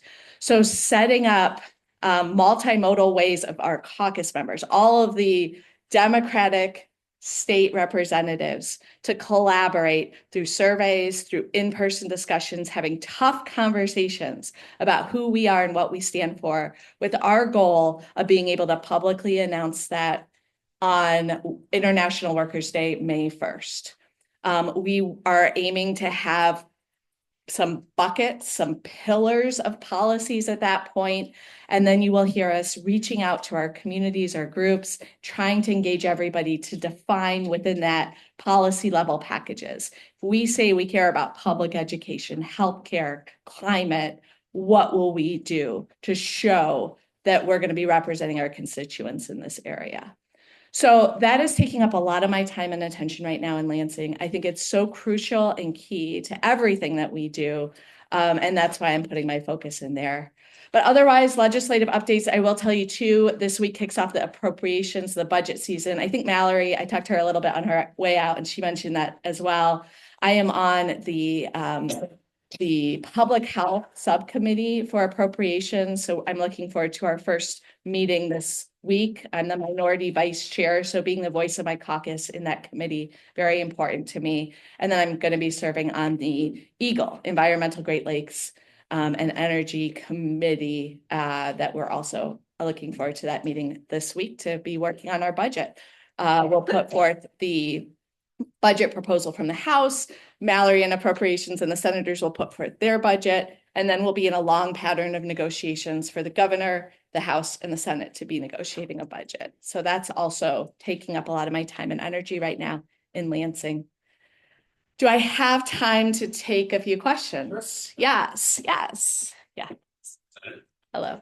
Thank you and Senator McMorrow being on the right side of protecting unpaid sick time and one fair wage, as 800,000 signatures were gathered, put on the ballot.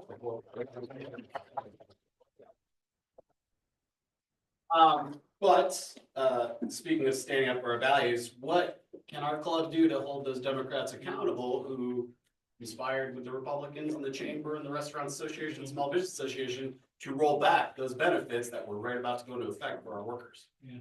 How many was there that voted? How many Democrats voted with their In Republicans? the House, I think there was 7 or 8. I don't know. I should In the know. Senate, 6. And they weren't all needed for it to pass. It was tough. And you know what, I will say that as heartbreaking as those votes were for those of us who were paying attention and understood what they meant. And sorry, for those who might not be able to hear, we're talking about the votes we took 2 weeks ago related to the minimum wage and earned sick time. You guys have heard me speak at this, that I feel it's very important for us to work toward a livable minimum wage required for everyone, including restaurant workers in Michigan, and that everyone should have access and the ability to have earned sick time, again, no matter who they work for.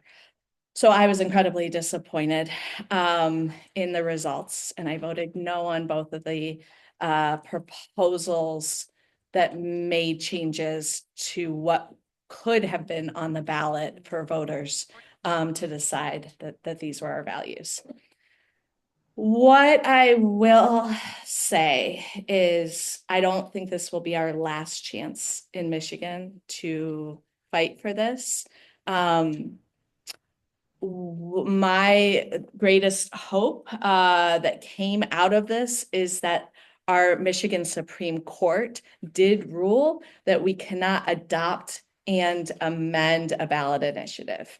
And that is going to be so important looking forward to this summer when you will see some fantastic ballot initiatives, some citizen-led ballot initiatives on things that we just simply cannot do in Lansing because of the political makeup and the influence of corporate and dark money on our politics. So you should know that when you sign a petition, if that petition gets enough signatures, it will no longer be able to simply be adopted by the legislature and then immediately amended. And I think that's incredibly important. So. Yeah. Yes. It sounds like a bit of a broad director here. I have a similar concern.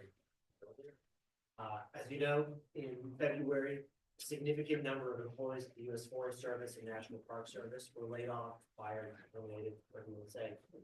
On a national level, that's its own crisis. On a state level, however, that puts at risk, a serious risk in our many national forests and our national parks here in the state of Michigan, many of which, without those employees, will struggle to survive. So that our children might not even get to see them as the risk, right? So my question is, what is the state prepared to do, Democrat and Republican, because they're everyone's parks, everyone's forests, to protect those resources, cultural, economic, spiritual, however you want to define them? So what are y'all prepared to do, and what are you planning to do to protect those? Yeah. Don't lose them? Great question. Thank you for asking it. And the answer is not enough. And I think Mallory talked a little bit about this, but I'll underscore it. We don't have the ability or the political will right now in Michigan to provide the support in so many of these areas that if we're facing federal cuts, the need is going to increase. So let's see, let me give an example. She probably talked about if the, Department of Education is cut, our state funding for education is gone. We have because of the work that we did in the trifecta, our rainy day fund for our schools and our general fund is higher than ever, but it cannot cover the need that we would face if that funding is cut. Again, I serve on that public health subcommittee. I'm sure she told you 42% of our state budget relies on federal funds. When you talk about Medicaid, it's 87%. Those programs being cut federally, we don't have the ability to make it up and protect those and protect the people that will be at risk in Michigan. So what can we do? I mean, it breaks my heart and I'm really afraid as well, but I'm thinking about federal employees losing their jobs. We made some improvements to our, and again, I know that seems such a tiny little glimmer. It's nothing compared to the jobs that you're losing or the risks that our state is facing with the people that we rely on doing that work. But I do want to encourage people, if you're hearing people losing their jobs, please encourage them to reach out to their state reps and their state senators so we can uplift those stories. And in a very practical way, if you need help navigating our state's unemployment process, that is something people don't know that our offices do every single day. We have a liaison who's relatively responsive to our concerns when we engage in that process from our office. And we can help you if there's any delay in you getting unemployment resources. We can help you get them and use the power of our letterhead to help you get them faster. Not going to make up for the jobs that you lose or the services that you cannot provide because you no longer have those jobs. But I do want to know that resource is available. Natalie, do you have any homework for these people? Keep showing up, keep making your voices heard. And I know it might be tough when you guys show up to me and I just keep saying, like, I share your concerns, I share your values. We're going to need everybody in all parts of our state doing this. If you have friends, family, people that you know who are in the seats of Republicans or marginal members that are often the Democrats that you will see, going back to the question of how can we help hold those Democrats accountable? Not always, but often the Democrats who are kind of squishy on these issues that we care so much about are in marginal seats. And they use this excuse that if I vote with the progressive side, I won't be able to be reelected. Well, their constituents need to tell them, we will reelect you. We will support you. Be on the right side of something like giving people a livable minimum wage, giving people paid sick time. That's what you need to do to get our support, to get us to show up for you. So let's keep spreading that word and encouraging our friends and family to show up and make their voices heard, because we're relying on you as well. And sign those ballot initiatives that align with your goals. And we're going to need a lot of signatures on them. So yes, yeah. My name is Charlie Fleetum from Royal Oak. I do a lot of work with Great Lakes Water Authority, and they rely on NOAA very, very much for storm forecasting. They actually tune their systems based on NOAA forecasts. Why can't the state identify the core essential people to our region that the federal government is firing and hire them? Why can't you have a backup plan to make sure that absolutely important services that the federal government is cutting, that the state will pay for them, and make sure that our citizens and our resources and our forests, et cetera, are still covered? Because I think we're facing the same problems at the state level that we are federally. And you know what? I don't know that I would have said this before the governor's state of the state, but honestly, it's very much how I'm feeling. I'm serving in a Republican controlled House with a speaker and appropriations chair who's trying to build up stories of people saying they want cuts, that there's too much government waste, and that we need to be cutting our state budget. And I am very afraid of that. And again, the message I heard from the governor from state of the state showed that she is happy to hear that priority and to do cuts as well. And I'm very concerned about that. So we don't have the resources to hire all of the federal employees that we need that have important jobs. And I'm afraid that we're going to be laying off state employees if this continues. So keep showing up and tell people that we value these resources. We believe in government. The government plays an important role of keeping our lakes and our roads and our schools safe for everyone. I mean, I hate that that's what this is coming down to, such a basic philosophical social value, but it's the type of messaging that we need to keep hearing in Lansing, because from the other side, we need to cut, we need to make government smaller. I had a colleague who proposed having us go to a part-time legislature that would gut resources and access to information that we Democrats believe are essential to the success of our state and our constituents. All right, thank you.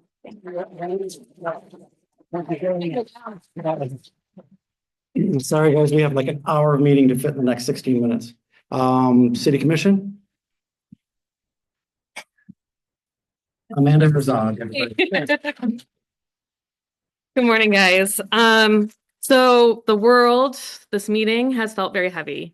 And I think the call to action for all of us is to build community. And that's through civic engagement and community engagement. And that's what this club does so well. So we have precinct delegates, we have folks that come out and knock on doors for the election, and it's an election year, to help our community maintain its values.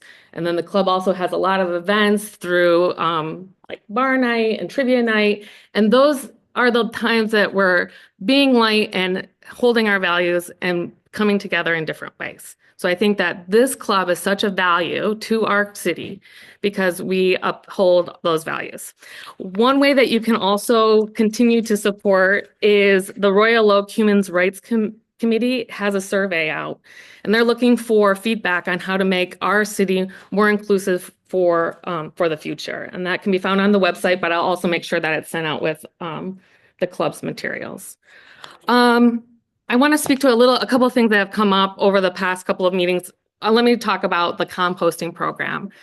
We've had a pilot program for the past year at the farmers market where you can drop off compost during farmers market hours, and it has been a success. People love it. We're now in a transition period to make that program to scale up. We have 60,000 people in our community, and if you can't make it between 9 and 1 at farmers market hours, you're not going to compost regularly.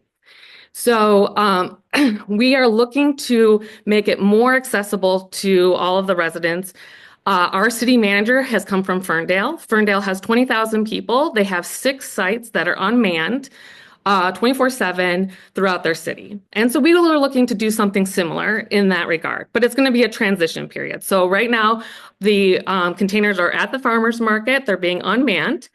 We're going to add more education and get the education piece out there. We have talked to our hauler about contamination. They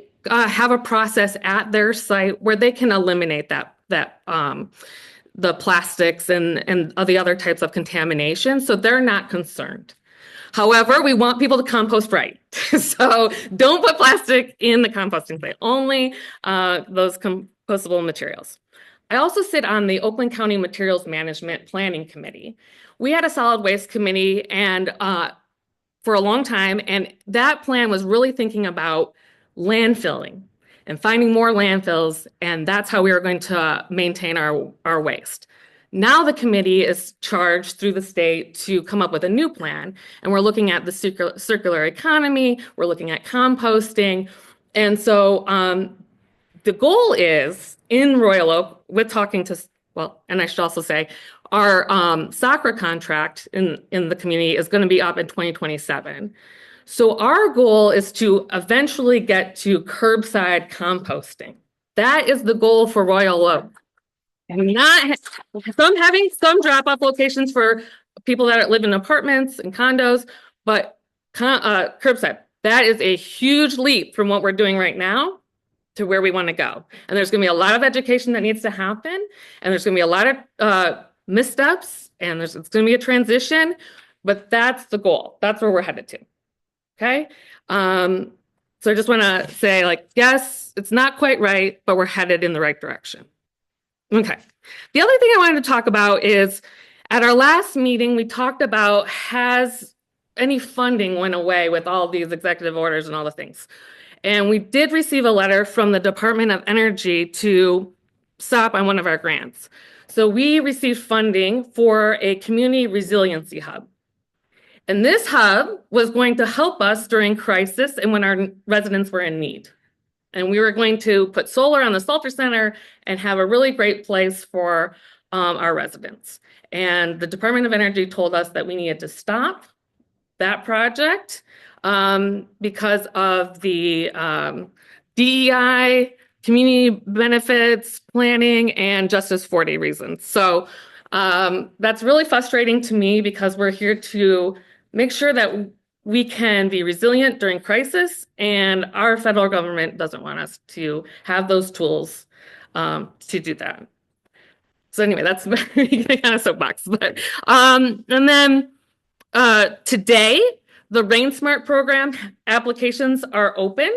The Rain Smart program, if you're not aware, is an Oakland County program. You can get a rebate for a tree, a rain barrel, or a rain garden. It's very, very popular. So the application is open today, and there's going to be an informational night at the Brown Iron Brew House on March 5th at 6 p.m. So you can come have a beer, learn a little bit about science, and then improve your home. And the meeting is on March 5th at 6 p.m. at Brown Iron Brew House.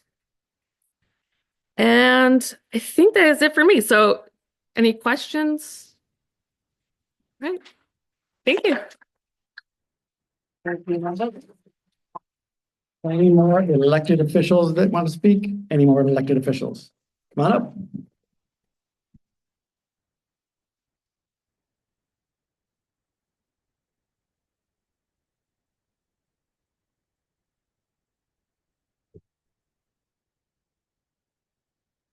Hi, my name is Michelle Cook, and I serve on the Royal Oak School Board. Kind of in the theme of what everybody's been talking about, the federal government impacts your local schools. Local schools are under a lot of pressure right now to eliminate DEI, diversity, equity, inclusion, as we are being threatened with having our federal government dollars taken. So millions of dollars that support some of our most vulnerable students are being, dangled as a threat to keep us from doing what we believe is right for all students. So let's look at that term DEI, diversity, equity, and inclusion. What does that look like? Diversity. In our schools, that might look like us purchasing books that allow all of our students to see themselves and to learn about others. Equity, what does that look like? I mean, a very basic thing that we all knew about growing up, The school lunch program. If you don't have a full belly, you don't have the ability to learn like everybody else. Inclusion. Having a paraprofessional that allows you to be able to participate in class with other students. All of these things, I think, are things that we can all be behind. And this term has been demonized and weaponized. And what they are basically telling us is get rid of any mention of these things to be able to continue supporting your most vulnerable students. So we need everybody's help to talk to people. When somebody starts talking about DEI in a negative way, say, what does that mean to you? What do you think is actually happening? Come to school board meetings, because we never know when there may be people who are encouraged to come to speak out against these initiatives, and we might need to have your counterbalance. We're going to stay strong. We're going to do what's best for kids, and we are going to make sure that we are a welcoming and supportive community for all of our children. Thank you.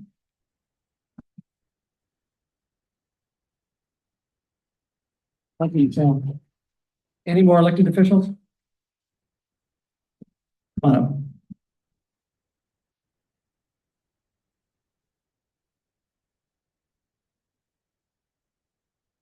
Hello, I'm Randy Wallace. I'm a judge on the Michigan Court of Appeals, and all I really want to say is that I can't speak to specifics about any given case, but I can tell you that some of those judicial decisions that you heard about earlier that we all support, a lot of those only happened because of you folks. A lot of those judges that took part in those decisions were appointed by the governor that you folks supported, which was Governor Gretchen Whitmer. And in particular, I want to talk for just a second about something called the Court of Claims. So in the Court of Appeals, we have a special court called the Court of Claims. There are only 4 judges that sit on the Court of Claims. And for our district, the judge that sits on the Court of Claims is a judge that you folks all supported, a judge named Judge Seema Patel.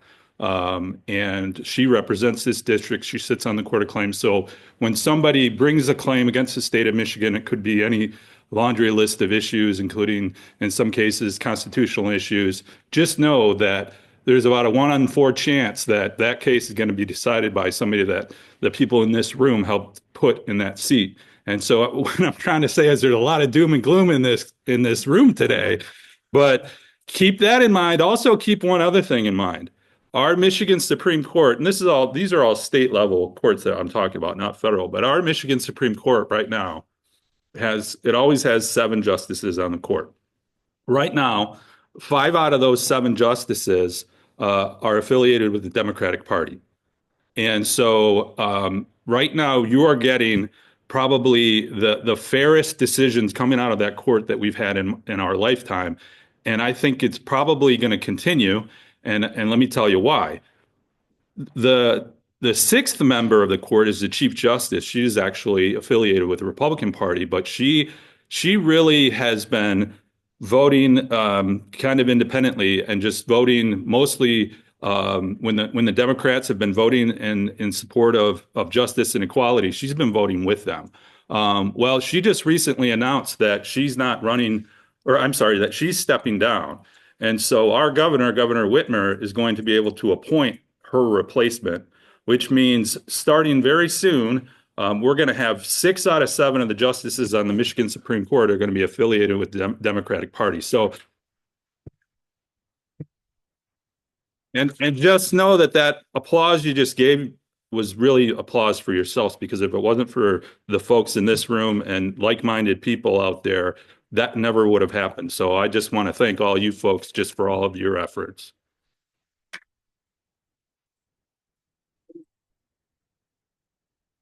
All right, any more elected officials? All right. We have unfinished business. If you guys remember last meeting, we talked about changing the language in our bylaws. I'll give you a quick summary. We have a elected board, which is the 4 elected members, chair, vice chair, secretary, treasurer. We also have a larger executive committee that advises the board and assists with us getting our agenda together and whatnot. And all the language is changing what we used to call those 2 boards into more aligned with what the state Democratic Party and what the county Democratic Party comes into, what they call their board and their committee. So that's all this language is about. So that's the only change we're making. We brought it to your last meeting, so you had a moment to look at it. At this meeting, we now need to vote on it. I have copies of it here if you guys want to see it. Anybody want a copy, you can have it. Go ahead, Mike. Sure. So if I adjust it the way you suggest, when I read the bylaws, I'll be able to clearly understand which board is which, rather than getting confused as I read the bylaws. My understanding is you're just clarifying the titles of these 2 groups, so we know who is who. Is that correct? That's very correct and stated very much more eloquently than I could have done. Yes, that's exactly what it is. It's just basically name changing. So I need a motion to go ahead and adopt this language. I have a motion. Do I have a second? Second by Paul. All of those in favor say aye. All those not in favor say nay. It passes. All right. We got less than 3 minutes. Let's go. T-shirts are coming out soon. We have a t-shirts drawn up. Look in your email. Make sure you're signed up for our email. We will be selling t-shirts. They have our Royal Oak emblem, everything that you see at our letterhead. They're going to be cool. They're blue, Democrat blue. So look for those. I'm taking pre-sales before we do a big order on that. We have a bunch of new things coming up. Bar night, social night this March 20th, 7 p.m. It will be at Dugan's. Everyone knows where Dugan's is on Woodward. It's going to be at Dugan's. We haven't had it there in quite a while. We have another book talk on tyranny. Hopefully you guys have all read the book on tyranny. Excellent book. We have a meeting coming up next Saturday that Mike James is going to tell you a little bit more about real quick. Yeah, just real quick. You guys go out and get this book. It's a quick, easy read. I read it in 3 hours. Come on. Okay, this is the book. It's a small book. It's easy to read. It was written by Timothy Snyder. Some of you might have seen him on PBS last night responding to the president. We have this brief kind of 1.5 hour review of the book, just a little bit of discussion about a little bit of a highlight about the book, and then some group discussions about the book. That'll occur on March 8th from 10 a.m. to 11:30 a.m. at Salter Community Center on Lincoln Avenue in Royal Oak. Look for our emails. You'll get more details there. You're welcome to join us. And again, this is the book. Red, White, and Blue. Red, Wine, and Blue is hosting Timothy Snyder this Tuesday. If you want to register, 7:30 to 8:30 online. Thank you for that. Let's get an email. So let's get it to one of the girls at the desk, please. Lisa, oh my gosh. Thank you. Lisa Mason is coming up here to talk about Human Rights Commission. Yeah, Amanda already mentioned this. Thank you, Amanda. But our city has a brand new Human Rights Commission just getting started. And the first thing they're doing publicly is this survey. So you can scan the QR code at the back of the table, or as Amanda mentioned, you can go to the city website to get access to it. This will help guide the work of the commission for the near future. So it's a quick, beautiful, easy survey to fill out. And the Human Rights Commission is looking for feedback, not just from residents, but there may be people who want to be residents and can't, or have had some experience that we need to know about. How can we make our city more welcoming? So you can not only take this yourself, but encourage people you know that visit the city, that work in the city. Anyone who really cares about Royal Oak should fill out this survey. So let's help get a lot of feedback and guide the commission's input for the near future. Thanks, Carl. Thank you, Lisa. We have a book tour coming up that I think some of you guys might be interested in. I think Paul Val could give us a good summary of it on the book tour. Okay, March 11th at the United Methodist Church in Ferndale, they're going to host the author Peter Beinart, and the title of his book is Being Jewish After the Destruction of Gaza, A Reckoning. So it's a number of members here from our club are going to go, an opportunity to learn about a little more. Yeah, just a devastating situation in Gaza. 45,000 people have died, many women and children, and you know I think worthy of showing up and listening to Peter Beinhart, and I know it's also being put on by Jewish Voices for Peace, and an opportunity to learn about their group and how you can support this cause. So again, 7 o'clock, Tuesday, March 11th, United Methodist Church, and there's a link. There's an RSVP. There is a link. We'll have to put it on the email, which wasn't on the last couple of emails. In fact, the location. Okay, I'll have, we'll put out an email this week. Ken, it's Tuesday, Monday. It's at St. David's is on 12 Mile Road between Greenfield and Southfield. And Peter Whitehurst will be up there as well. Okay, and what time is that? 7 o'clock. Oh, 7 o'clock, okay. So we'll put that on the email chain either today or tomorrow. Royal Uprising, our youth engagement committee. I think Charlie can give us an update on all the new things coming up we have real quick. Great. Me and I, over 25 people at February 16th, and then we had book club with Whistle Stop on February 19th, and our next event is March 16th, 6:30. That's a Sunday, board night, game night, and the objective is to get as many people under the age of 90 as possible. Look at your newsletters. It's a lot of fun, a lot of diversity, and we've been having great participation. Yeah, excellent participation. Keep that coming. All right, somebody in the back has something to say?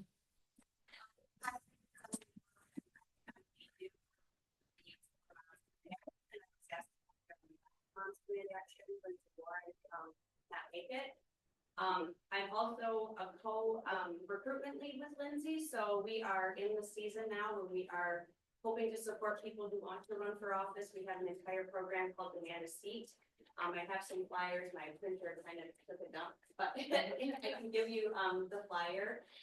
So if you have any questions, I'm a member of the North Oakland Democratic Club. So it's nice to see such an amazing group here. We're a little isolated up there, but we still do get together. And our last meeting was huge, so this is amazing to see. So, secondly, were any of you on the Resistance Summit 2 Saturdays ago? I'm also right now temporarily what's called the Resistance Deputy. So I'm the one trying to wrangle all of the information flooding in at me all of the time. The Resistance is about 35, 40 nonprofits, and we're growing every single week. And the idea is to have a single place for people to come and learn about where you can go to raise your voice.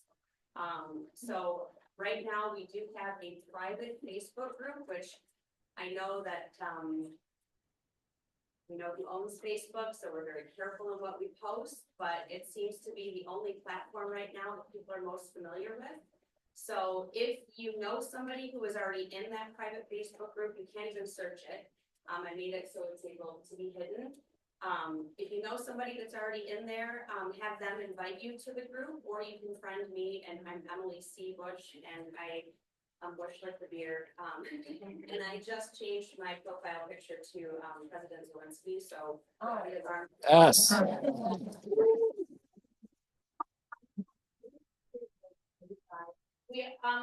So since we're a coalition, we don't necessarily exist as an entity right now. It's really a coalition, and I'm temporarily doing this position for another 2 weeks. I don't know, maybe it will springboard into something bigger, but I don't know.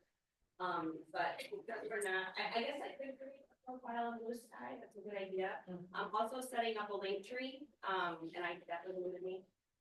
And so it will have in the link tree a submission form for events. It will have a calendar, and then there's also a resource document in there that I put together. It's very rudimentary. It has a page for each nonprofit with links to their pages and what they do. So I'm kind of doing a twofold thing right now. I got involved, my son's a survivor of the Oxford High School shooting, so I've been involved in running private for the last 3 years, but it's keeping me young, so that's good. So if anybody has any questions, yes. I have a question for you, Emily, you're a good resource, or even for the group. I've been trying to identify an organization that does civil disobedience training. I think just like creating some kind of discipline around that. I placed phone calls to the usual suspects, haven't received any return calls. Michigan United has training on things like that. Okay. So if you go to their website or you come into our group, you can find the resource document and everything there to take it to Michigan United. Thank you very much. Quick survey, who would be interested in civil disobedience training here? Yes. Okay, so I'll see if I can organize that for our group here and have it, done with. And then if do you know Ken Whitaker, who's the? No. Okay, I would seek him out, or you can find him through our group too. So. Okay, did you say you have meetings at this Resistance Coalition? The Resistance Coalition had one Zoom meeting.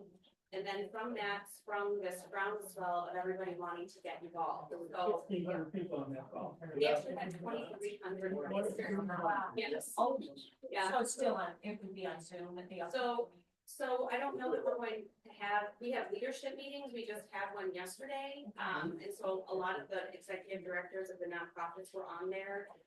We are constantly planning and have a lot of ideas for what we are calling Take Action Tuesdays and Stand Up Saturdays. Your email is really good. I'm new to organizing. Running for office is a lot different than organizing, so it's fun to be on this side and see all of the people that are grassroots. So I appreciate your involvement and your engagement. If you have ideas for things and you need support from certain nonprofits, I can channel you to those people. And they can help you with the resources to plan those things. So, I too am waking up every day like a fever dream, not understanding how this can absolutely be happening. My son is turning 18 in March, and it's terrifying to me, or it is March. Terrifying to me as a mom of a burgeoning adult. What's happening. He gets frustrated with me talking about politics, but I'm like, dude, this impacts everything for the next several decades. So I'm in this to help and elevate voices right now, and please reach out to me. Pretty easy to find. If you have any questions, I will certainly answer what I can. So yes. That group, is that Michigan focused? Oh, yes. It seemed Michigan focused. It wasn't like the guy from out of state, so. Encourage them to start something. I think it's going to be this connection that we have to other human beings that are just as concerned as we all are that will help get us through all of this. I think we're at a point where we need community. So build community, pick a lane. If there's an issue that concerns you the most, stay in that lane. Unfortunately, I've not been able to do that. I'm looking at things so broadly. But if you can pick a lane, stay in your lane, and hopefully we can find some place to put you and to community. But there are a lot of organizations that are just as alarmed, and we're trying really hard to make sure that there are things for you to feel like you're taking action. So when we take action, we feel like we're actually doing something. So How many people participated in the blackout yesterday? yes. All right, anybody else have new business for the club? New business. All right, another thing, I mean, you guys, we got a lot of action items today from all the speakers. All of this is going to be on our email. So if you don't get our emails, stop by the table on your way out. Get on our email list, but we're going to summarize everything that you got today in an email. Don't forget to stop by if you haven't signed up for Paul or Woody in the back to get them onto the commission. Mike, do you have something to add? So, a group of us are officially gathering together to organize to help the incumbent city commissioners, one the clubs have already endorsed in past years, to help them get on the ballot. So come to me if you would like to participate in that drive. We do it every 2 years for the incumbent city commissioners. We're highly effective. We have a lot of fun, and we have many volunteers, so we don't rest this work on too few shoulders. We rested on many shoulders. Thank you. All right, so that will also be in the email as well. Something that disturbed me last week at the Michigan Democratic Convention, I found out that there's only 12,000 people that pay for membership to the Michigan Democratic Party, and there's millions of us. So go out there, get online, become a Michigan Democrat member, pay it's a fee, I think it's $10-20. It's cheap. It's also not required to pay in order to join. So, Join either way and then give what you need. yeah, do that. Also, Oakland County Democratic Party also needs members too. Get on there as well. Not that expensive. Do that, and you're already a member of the Royal Oak Area Democratic Party. So you guys got homework. Mallory gave you homework. Emme gave you homework. Natalie gave you homework. Everyone is giving you homework. You guys, we got action items to do. Let's start doing it. We're gonna get, like I said, get some t-shirts out. So when we are participating, we can show that we are Democrats from Royal Oak. Do I have a motion to adjourn? Second? All right. Thank you guys for coming. Enjoy the day.